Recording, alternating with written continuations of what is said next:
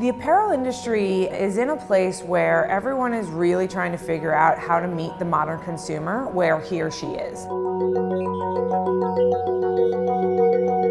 One of the things that we did uniquely at CaaStle, we initially launched a consumer brand called Winning Bee, and we ran that for about 4 to 5 years in order to really understand consumer preferences and behavior, the metrics that mattered, and really how to run the unit economics of the business.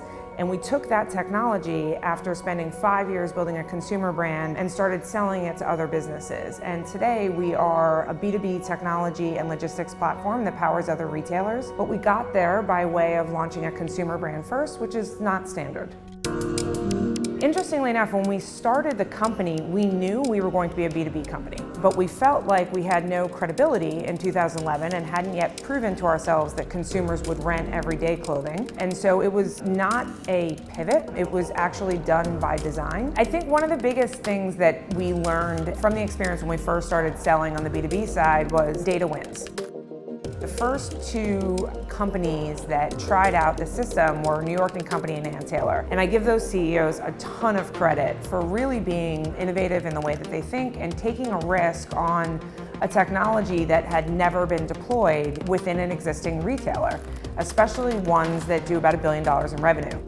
From that point on, it's really been about what data have we gotten from every implementation that we've done that shows the core improvement in the business. And I think once you have a bank of data that shows increase in spend, that shows there's no cannibalization, and that shows that it's a highly profitable business unit, every subsequent sale or pitch that you're making becomes significantly easier because it's no longer theory, it's actually proven fact.